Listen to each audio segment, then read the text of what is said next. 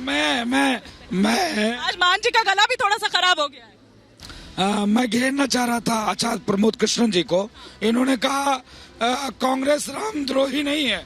अरे रामद्रोही नहीं होता तो आपको कुत्ते जैसे कैसे भगा देता? नहीं करो इस तरह से नहीं, सुन लीजिए आचार्य प्रमोद कृष्णन जी को सुना दीजिएगा। कांग्रेस शुद्ध रूप से सनातन द्रोही थी, है और अभी प्रमाण दे दी।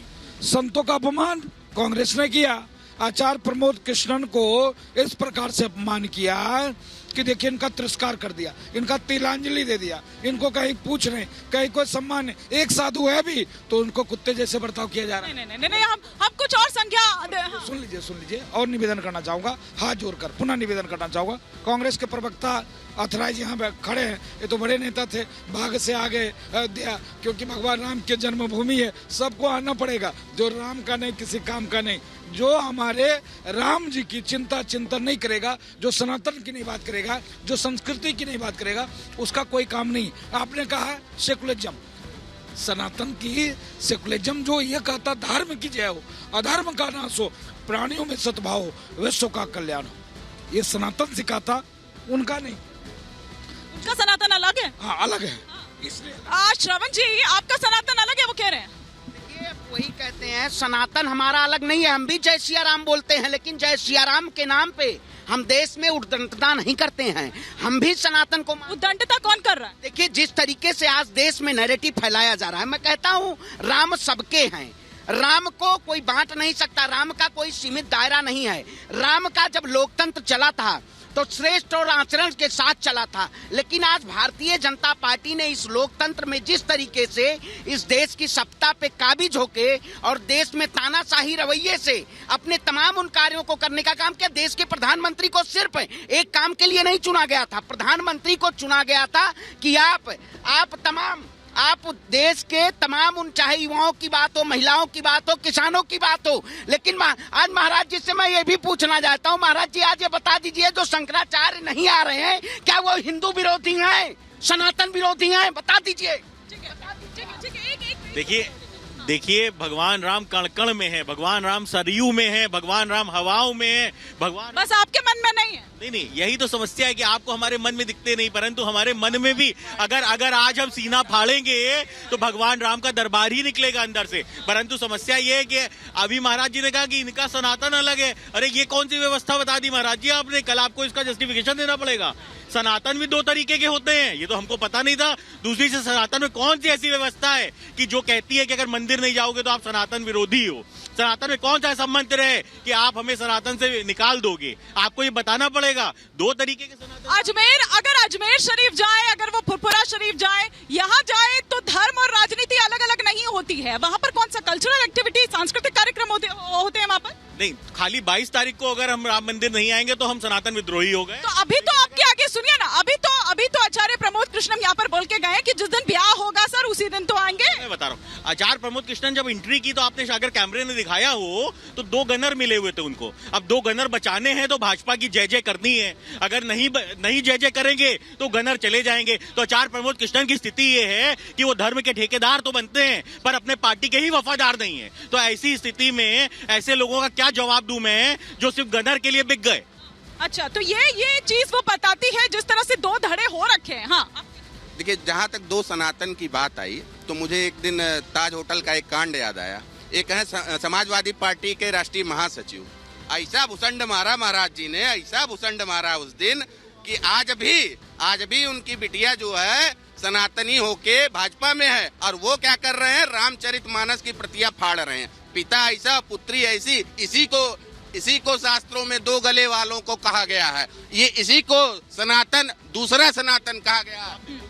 देखिए यही तो सच्चाई है। अभी इन्होंने बिल्कुल क्लियर कर दिया कि बिटिया को टिकट देने के लिए दबाव पिता पे बनाया जा रहा है और स्वामी प्रसाद मौर्य को भाजपा के दलाल की तरह इस्तेमाल किया जा रहा है। यही तो स्थिति है कि स्वामी प्रसाद मौर्य मानसिक रूप से विकसित। मुझे पहले तो मैं आप लोगों से ये गुजारिश कर रही हूँ कि प्लीज थोड़ा सा हम अपनी भाषा शैली जो है, शब्दावली जो है, उसका थोड़ा सा ख्याल रखिए, उसके बाद हम बात। देखिए, स्वामी प्रसाद मौर्य मानसिक विक्षिप्त व्यक्ति हैं जो भारतीय जनता पार्टी के इशारे के ऊपर बयान देते हैं, क्योंकि भारतीय जनता पार्टी ने कहा है कि अगर बेटी को टिकट दिलाना है तो आपको कहीं ना कहीं पार्टी में क्यों है? अगर समाज अगर वो मानसिक एक सेकंड मानसिक तौर पर अगर वो विक्षिप्त हैं तो क्यों रखा हुआ है? पार्टी ने क्यों झेल रही है उनको? भारतीय जनता पार्टी एफआईआर क्यों नहीं दर्ज करती है? जेल क्यों नहीं भेजती है उनको?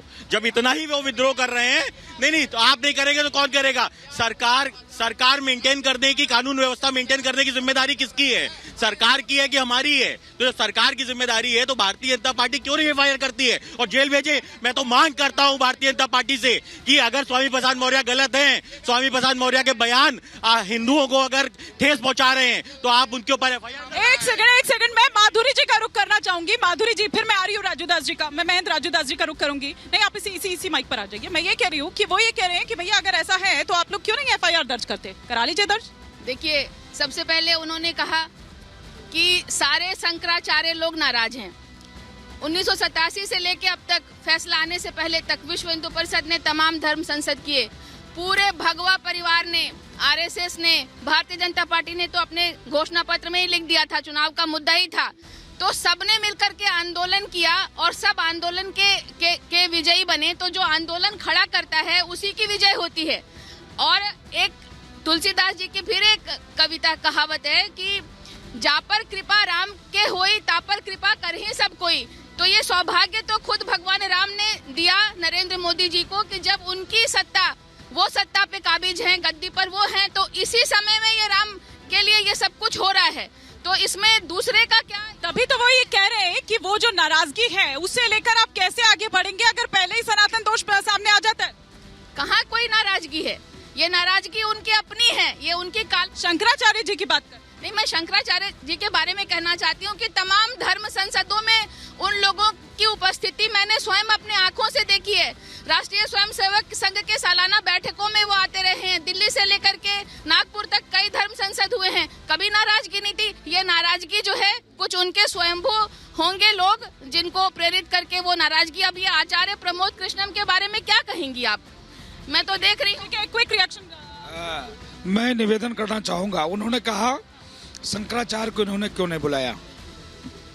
2 शंकराचार्यों के आचार्य जी का लेटर मैंने ट्वीट किया है। उन्होंने कहा मुझको कोई इतराज नहीं, किसने चला दिया मुझको पता नहीं। एक शंकराचार्य, एक अभिमुक्तेश्वरानंद, 5 शंकराचार्य बता रहा हूँ, सब आ रहे हैं, सिर्फ एक को छोड़कर। अभिमुक्तेश्वरानंद जी से मेरा सवाल है आपके चैनल के माध्यम से, रामालय ट्रस्ट बनाकर देश और दुनिया से इन्होंने चंदा इकट्ठा किया, वो चंदा कहाँ है? ले आओ, लाओ। और पूरे देश में घूम घूम कर आपने जो सोना इकट्ठा किया था वो कहाँ है? उसका हिसाब दो, वो ले आओ। वो लेके आओ ना भाई, लेके आओ। आप बता रहे हो जरा सा भी, आप इतने बड़े धर्माचार्य हो, आप सनातन धर्म गुरु हो, आपने कभी इनसे सवाल नहीं पूछा जिन्होंने राम को काल्पनिक कहा, जिन्होंने भगवान राम को इतने दिनों तक टेंट में रखने का दुस्साहस किया, कभी सवाल नहीं पूछा। और आज इनको शंकराचार्य की याद आ रही है, जिन्होंने ये कहा हो साधु संतों को बोको हरम, ISI और तालिबान से जोड़ दिया। आज इनको शंकराचार्य की प्रभा है, शर्म भी नहीं आती। नहीं होनी